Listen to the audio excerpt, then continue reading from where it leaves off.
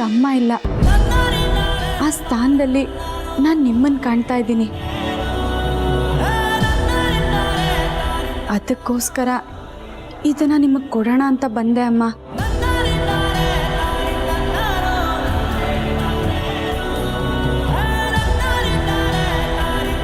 ಪಾರ್ವತಿ, ನನ್ನ ಬಗ್ಗೆ ಅದೆಷ್ಟು ಪ್ರೀತಿ ಅಭಿಮಾನ ಇಟ್ಕೊಂಡಿದೀಯಮ್ಮ ನೀನು. ನಾನೇ ನಿನ್ನ ಬಗ್ಗೆ ಏನೇನೋ ಕಲ್ಪನೆ ಮಾಡ್ಕೊಂಡ್ಬಿಟ್ಟಿದ್ದೆ.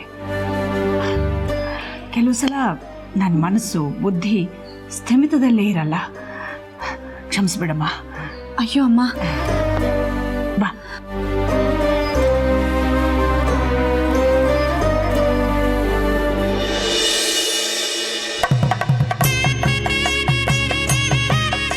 ಕೂತ್ಕೋ.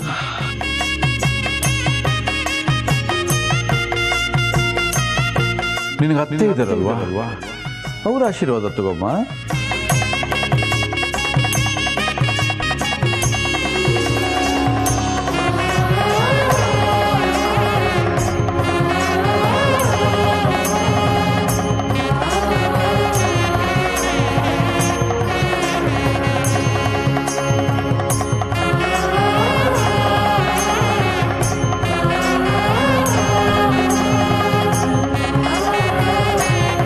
ಆಶೀರ್ವಾದ ಮಾಡಿಮ್ಮ. ಆ ದೇವರು ನೀನು ಚೆನ್ನಾಗಿಟ್ಟಿರ್ಲಮ್ಮ.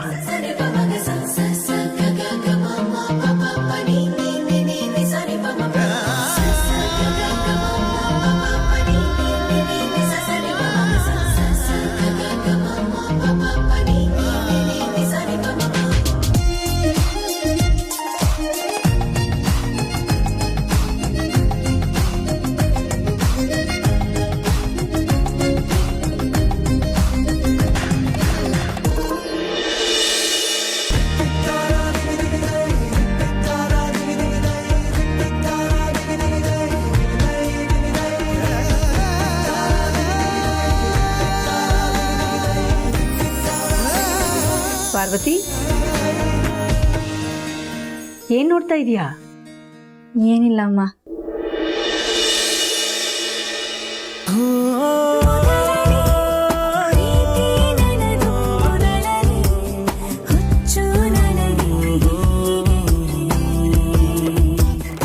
ಪಾರ್ವತಿ, ಈ ಬಾಗ್ನ ತಗೊಳ್ಳೋದಕ್ಕೆ ಮನೆ ಮಗಳ ಥರ ನೀನೇ ಬಂದಿದೀಯಾ. ನಿನಗೆ ಕೊಡ್ತೀನಿ. ದೇವ್ರ ಪ್ರಸಾದ ಅಂತ ಸೆರಗೊಡ್ಡಿ ತಗೊಮ್ಮ.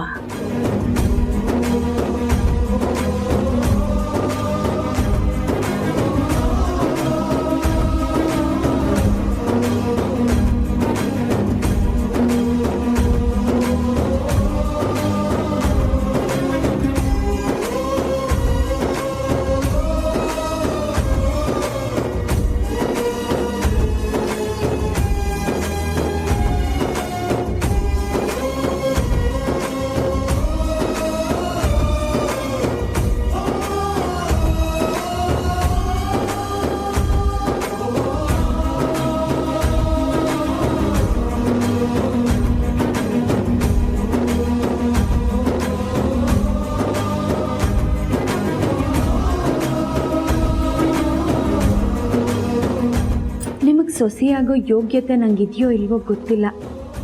ಯಜಮಾನ್ರ ಕೈಲಿ ತಾಳಿ ಕಟ್ಟಿಸ್ಕೊಂಡು ಅವ್ರ ಹೆಂಡತಿಯಾಗೋ ಅರ್ಹತೆ ಇದೆಯೋ ಇಲ್ವೋ ಗೊತ್ತಿಲ್ಲ. ಆದರೆ ನಾನು ಬದುಕಿರೋವರೆಗೂ ನೀವೇ ನನ್ನ ಅತ್ತೆ. ನನ್ನ ಕೊನೆ ಉಸಿರಿರೋವರೆಗೂ ಯಜಮಾನ್ರೆ ನನ್ನ ಗಂಡ.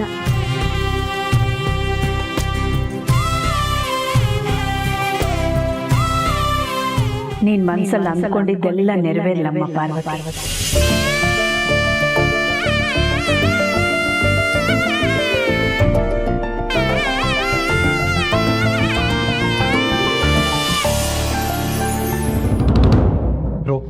ಮಾಮನಮ್ಮ ನೋಡಿದ್ರೆ ಫುಲ್ ಖುಷಿ ಪಡ್ತಾರೆ.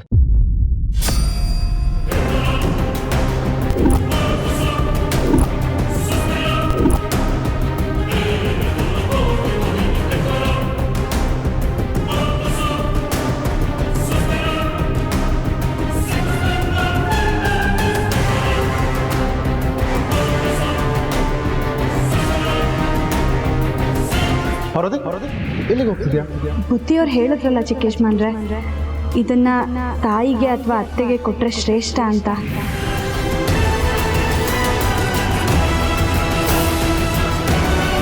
ಬ್ರೋ, ದೇವಸ್ಥಾನಕ್ಕೆ ಹೋಗ್ತೀನಿ ಅಂತ ಪಾರ್ವತಿ ಇಲ್ಲಿಗೆ ಬಂದಿರಲ್ಲ? ಅದೇ ನನಗೂ ಅರ್ಥ ಆಗ್ತಾ ಇಲ್ಲ ಪ್ರೀತು. ಸರಿ ಬಾ.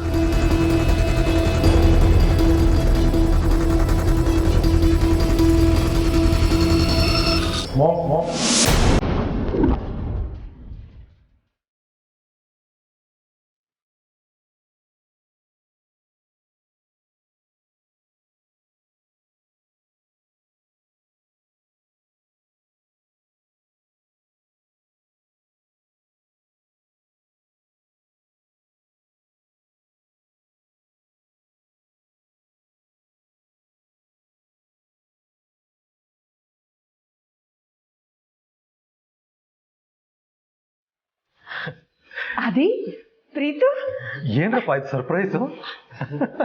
ಅಲ್ಲಿ ಪೂಜೆ ಮುಗೀತು, ದೇವಸ್ಥಾನಕ್ಕಂತ ಹೇಳಿ ಇಲ್ಲಿ ಬಂದ್ವಿ.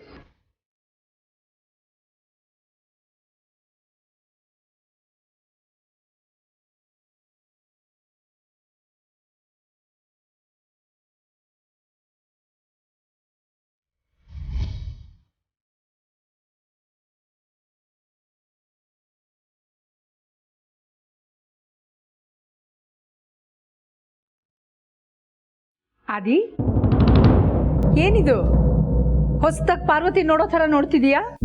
ಹಾಗೇನಿಲ್ಲ ಅಮ್ಮ. ಇದೇ ಮಾಮ್, ಬ್ರೋ ಸುಳ್ಳು ಹೇಳ್ತಿದ್ದಾನೆ.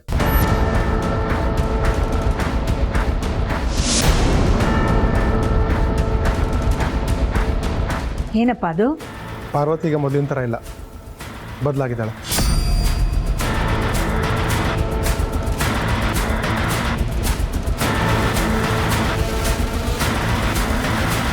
ಬದಲಾಗಿದ್ದಾಳ? S ma'am.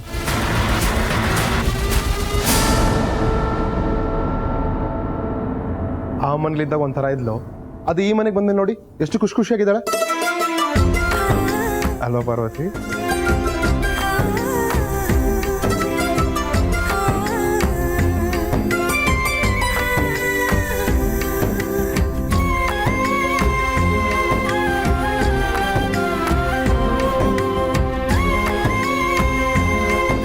ಹೌದು ಪ್ರೀತು, ನೀನು ಹೇಳಿದ ಸರಿನೇ. ಪಾರ್ವತಿಗೆ ಇದು ಒಂಥರ ತವ್ರ ಮನೆಯೇ ಆಗ್ಬಿಟ್ಟಿದೆ. ನೋಡು, ನಮ್ಮ ಶ್ರೇಯಸ್ಗೋಸ್ಕರ ಏನೇನು ಮಾಡ್ತಿದ್ದಾಳೆ.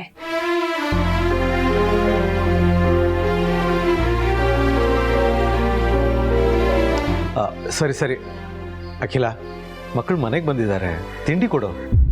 ಇಲ್ಲಪ್ಪ, ನಾವೆಲ್ಲರೂ ಉಪವಾಸ ಇದ್ದೀವಿ. ಅರೆ ಹೌದಾ? Very good. ಶಿವರಾತ್ರಿ ದಿನ ಉಪವಾಸ ಇರೋದ್ರಿಂದ ಶಿವನ ಅನುಗ್ರಹಕ್ಕೆ ಪಾತ್ರರಾಗ್ತೀರಿ. ಅದು ಅಲ್ಲದೆ it's very good for health. ಅಲ್ಲಪ್ಪ, ನಮ್ಮನೇಲಿದ್ದಾಗ ಯಾವತ್ತೂ ಉಪವಾಸ ಮಾಡಿರಲಿಲ್ಲ. ಈಗ ವೀರಣ್ಣನ ಮನೆಗೆ ಹೋದ್ಮೇಲೆ ಇಷ್ಟೊಂದು ಬದಲಾಗ್ಬಿಟ್ಟಿದ್ದೀರಾ?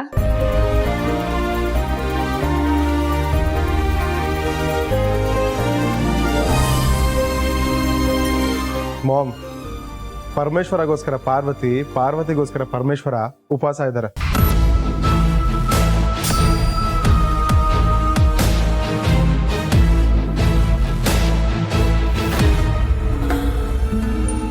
ಅಂದ್ರೆ ಅಮ್ಮ, ಪಾರ್ವತಿ ನನಗೋಸ್ಕರ ಉಪವಾಸ ಇದ್ದು ಅವಳು ಗಂಡನಾಗಿ ನಾನು ಅವಳಿಗೋಸ್ಕರ ಉಪವಾಸ ಇರಲಿಲ್ಲ ಅಂದರೆ ಎಲ್ಲರಿಗೂ ಅನುಮಾನ ಬರುತ್ತಲ್ಲ, ಅದಕ್ಕೆ ನಾನು ಉಪವಾಸ ಇದ್ದೀನಿ.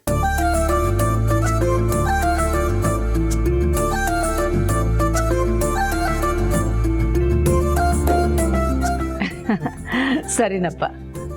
ನೀನ್ ಯಾವ ಕಾರಣಕ್ಕೆ ಉಪವಾಸ ಇದೆಯಾ ಪ್ರೀತು? ಚೇಚೆ, ನನ್ಗತ್ರ ಯಾವ ರೀಸನ್ಸು ಇಲ್ಲ ಮಾಮ್. ಯಾಕಂದ್ರೆ ನನ್ನ ಉಪವಾಸನೇ ಇಲ್ವಲ್ಲ.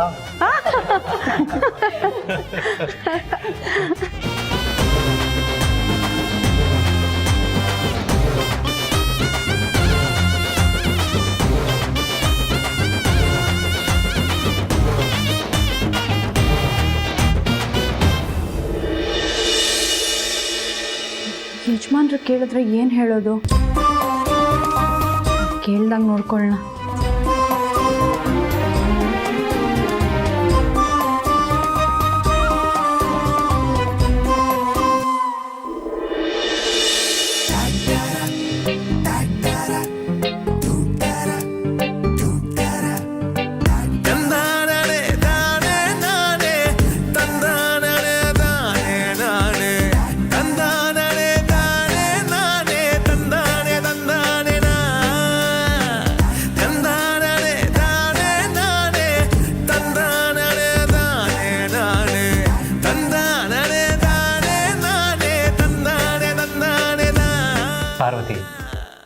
ಹಾಕೊಳ್ಳೋದಕ್ಕೆ ಯಾಕೆ ಇಷ್ಟೊಂದು ಕಷ್ಟಪಡ್ತಾ ಇದೆಯಾ?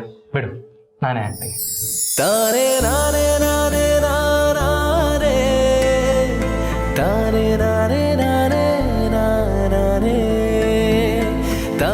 ನನ್ನ ಬಗ್ಗೆ ಇಷ್ಟೊಂದು ಕಾಳಜಿ ಪ್ರೀತಿ ತೋರಿಸ್ತಿದ್ದೀರಲ್ಲ ಯಜಮಾನ್ರೆ, ಒಂದು ವೇಳೆ ನನಗೇನಾದರೂ ಹೆಚ್ಚು ಕಮ್ಮಿ ಆದರೆ ಆಗ ಹೇಗಿರ್ತೀರಾ? ಪಾರ್ವತಿ, ಏನಾದ್ರೂ ಅಂದ್ಯಾ? ನಾನಾ? ಏನೂ ಇಲ್ವಲ್ಲ ಯಜಮಾನ್ರೆ. ಏನೋ ಅಂದಂಗಾಯ್ತು, ಅದಕ್ಕೆ ಕೇಳಿದೆ. ಓಹೋ, ನನ್ನ ಮನಸ್ಸಿನ ಮಾತಿಗೆ ನಿಮ್ಮ ಮನಸ್ಸು ಸ್ಪಂದಿಸುತ್ತಾ? ಪರವಾಗಿಲ್ವೇ. ನಿಮಗೆ ನನ್ನ ಮೇಲೆ ಪ್ರೀತಿ ಇದೆಯೋ ಇಲ್ವೋ ಗೊತ್ತಿಲ್ಲ, ಆದರೆ ನಿಮ್ಮ ಮನಸ್ಸಿಗೆ ನನ್ನ ಮನಸ್ಸು ಕಂಡ್ರೆ ಇಷ್ಟ ಅಂತೂ ಇದೆ ಅಲ್ವಾ ಯಜಮಾನ್ರೆ? ಏನಲ್ವಾ? ಏನಿಲ್ಲ. ಪಾರ್ವತಿ, ನಿನ್ಗೇನು ಹುಚ್ಚಿಗೆ ಚಿಡ್ದಿದ್ಯಾ? ನೋಡು, ನನ್ನ ನೋಡ್ಕೊಂಡು ಮಾತಾಡು ಪಾರ್ವತಿ. ಮಾತೆತ್ತಿದ್ರೆ ಸಾಕು, ಆ ಕಡೆ ತಿರ್ಕೊಂಡು ಏನೋ ಮನ್ಸಲ್ಲಿ ಗುಣಕೋತೀಯ. ಓ, ಹಾಗಾದ್ರೆ ನಾನು ಮನ್ಸಲ್ಲಿ ಗೊಣಗ್ತೀನಿ ಅಂತ ನಿಮಗೆ ಗೊತ್ತಾಗತ್ತಾ? ಇನ್ನೇನು ಮತ್ತೆ, ಎದುರಿಗಿರೋ ಜೊತೆ ಮಾತಾಡೋದು ಬಿಟ್ಟು ಕಲ್ಪನಾ ಲೋಕಕ್ಕೆ ಜಾರಿ ನಿನ್ನ ಮನ್ಸಲ್ಲಿ ನೀನೇ ಮಾತಾಡ್ಕೋತಾ ಇರ್ತೀಯ. ಯಜಮಾನ್ರೆ, ಒಂದು ಆಟ ಆಡೋಣ. ನನ್ನ ಮನ್ಸಲ್ಲಿ ಏನು ಅನ್ಕೋತೀನಿ ಅಂತ ನನ್ನ ಮುಖ ನೋಡಿ ನೀವು ಕಂಡುಹಿಡಿಬೇಕು, ಸರಿನಾ? ಅದೆಲ್ಲ ಏನು ಬೇಡ ಪಾರ್ವತಿ, ಮೊದಲು ನಾನು ಕೇಳೋ ಪ್ರಶ್ನೆಗೆ ಉತ್ತರ ಕೊಡು. ಅಯ್ಯೋ, ಉತ್ತರ ತಾನೆ ನಾನು ಆಮೇಲೆ ಕೊಡ್ತೀನಿ. ಮೊದಲು ನನ್ನ ಕೋರಿಕೆನ ಈಡೇರಿಸಿ ಪ್ರಭು. ಅವನು ಯಾರು? ನೀವೇ. ಅಯ್ಯೋ ಪಾರ್ವತಿ, ಏನಾಗಿದೆ ನಿನಗೆ? ಯಾಕೆ ಹೀಗೆ ಆಡ್ತಾ ಇದೆಯಾ? ನಿಮ್ ಪ್ರೀತಿ ಹುಚ್ಚ ಹಿಡ್ದಿದೆ. ಏನಂದೆ? ನೀವೇ ಹೇಳಿ ಅಂದೆ. ಇಲ್ಲ, ನಿನ್ನ ಮನ್ಸಲ್ಲಿ ಏನು ಅನ್ಕೊಂಡೆ ಅಂತ ನನಗೂ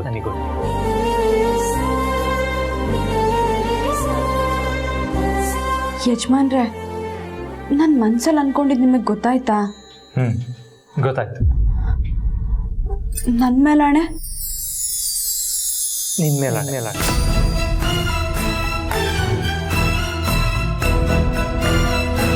ದೇವಸ್ಥಾನಕ್ಕೆ ಹೋಗ್ತೀನಿ ಅಂತ ಹೇಳಿ ಇಲ್ಲಿ ಯಾಕೆ ಬಂದೆ ಅಂತ ಯಜಮಾನ್ರು ಕೇಳಬಾರ್ದು ಅಂತ ನಿನ್ನ ಮನ್ಸಲ್ಲಿ ಅಂದ್ಕೊಂಡೆ ತಾನೆ? ಇದೇ ತಾನೇ ನೀನು ಅಂದ್ಕೊಂಡಿದ್ದು?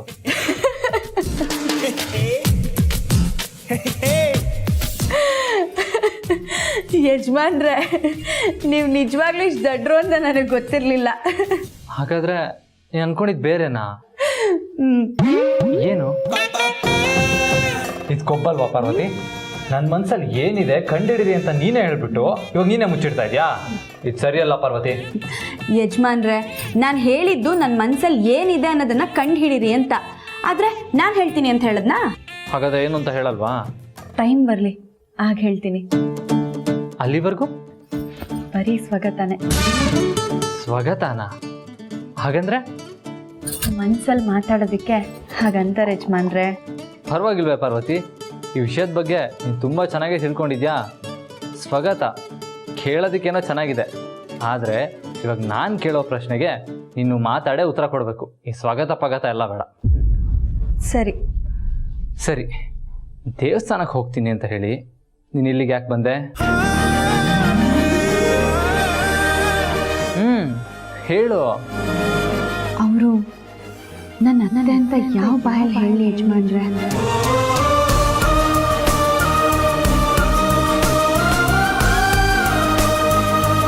ನೋಡ್ದಾ, ಮತ್ತೆ ನಿನ್ನ ಮನ್ಸಲ್ಲಿ ಮಾತಾಡ್ತಿದ್ಯಾ. ಏನದು? ಸ್ವಗತ. ಮತ್ತೆ ಸ್ವಗತನಾ? ಪಾರ್ವತಿ, ನೀನು ನಿಜ ಹೇಳು, ಸುಮ್ಮನೆ ಸುಳ್ಳು ಹೇಳಿ ನನ್ನ ಯಾಮರ್ಸಕ್ಕೆ ನೋಡಬೇಡ. ಸರಿ, ಹೇಳ್ತೀನಿ. ನಮ್ಮಿಬ್ರನ್ನ ಗಂಡ ಹೆಂಡತಿ ಅಂದ್ಕೊಂಡು ಪೂಜೆ ಮಾಡಿಸಿದ್ರು. ಬುದ್ಧಿಯವರು ನನಗೆ ತಾಂಬೂಲ ಕೊಟ್ಟು ಇದನ್ನು ಅಮ್ಮಂಗೆ ಅಥವಾ ಅತ್ತೆ ಕೊಡು ಅಂತ ಹೇಳಿದ್ರು. ಅದಕ್ಕೆ ಅಮ್ಮಂಗೆ ಕೊಡೋಣ ಅಂತ ಬಂದೆ. ದೇವಸ್ಥಾನಕ್ಕೆ ಹೋಗೋದಕ್ಕೆ ನನಗೆ ಮನಸ್ಸಾಗಲಿಲ್ಲ. ಅಂದರೆ ಅಮ್ಮ ನಿನಗೆ ಅತ್ತೆ ಸಮಾನನ? ನಾನೆಲ್ಲ ಹಾಗಂದೆ? ನಿನ್ನ ಮಾತಿನ ಅರ್ಥ ಹಾಗೆ ಇದೆಯಲ್ಲ. ಓ ಹೌದಾ? ಸರಿ, ಅವ್ರು ನನ್ನ ಅತ್ತೆನೇ, ನೀವು ನನ್ನ ಗಂಡನೇ. ಏನಿವಾಗ? ಅಮ್ಮ ತಾಯಿ ಎರಡೂ ಒಂದೇ. ಏನಂದೆ? ಏನಿಲ್ಲ ತಂದೆ. ಹೋಗಿ ಹೋಗಿ ನಿನ್ನನ್ನು ಮದುವೆ ಆಗುವಂಥ ಕರ್ಮ ನನಗೇನಿ. ಆಹಾ, ಅಲ್ಲಿ ಮಾತ್ರ ನನ್ನ ಸೆರ್ಗಿ ಹಿಡ್ಕೊಂಡು ಪಾರ್ವತಿ ಪಾರ್ವತಿ ಅಂತ ನನ್ನ ಹಿಂದೆನೇ ಸುತ್ತುತ್ತಿರ್ತೀರಾ. ಇವಾಗ ಇಲ್ಲಿ ಈ ಥರ ಮಾತಾಡ್ತಿದ್ದೀರಾ? ಹಲೋ, ನಾನೇ ನಿನ್ನ ಹಿಂದೆ ಬರ್ತಾ ಇಲ್ಲ. ಆ ಥರ ಆ್ಯಕ್ಟ್ ಮಾಡ್ತಾ ಇದ್ದೀನಿ ಅಷ್ಟೇ. ನಾನು ನಾಟಕ ಮಾಡ್ತಿರೋದ್ರ ಬಗ್ಗೆನೇ ಹೇಳ್ತಿರೋದು. ಏನಿವಾಗ ನನ್ನ ಹೆಂಡತಿ ಅಲ್ಲ ಅನ್ಕೊಂಡು ಬಿಟ್ಬಿಡ್ತೀರಾ? ಹೌದು, ನೀನು ನನ್ನ ಹೆಂಡ್ತಿ ಅಲ್ಲ ಅಲ್ಲ ಅಲ್ಲ. ಇಲ್ಲ, ನೀವೇ ನನ್ನ ಗಂಡ ಗಂಡ ಗಂಡ. ಏನಂದೆ?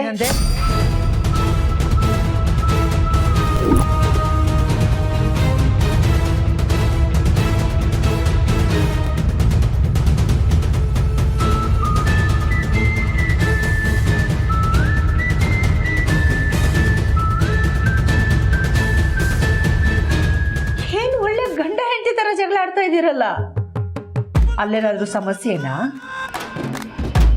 ಏನಿಲ್ಲ ಅಮ್ಮ. ನಿಮ್ಮನ್ನು ನೋಡಿದ್ರೆ ಒಳ್ಳೆ ಮಕ್ಕಳು ಕಚ್ಚಾಡೋ ಥರ ಕಚ್ಚಾಡ್ತಿದ್ದೀರಾ. ಒಳ್ಳೆ ಜೋಡಿ ನಿಮ್ಮದು.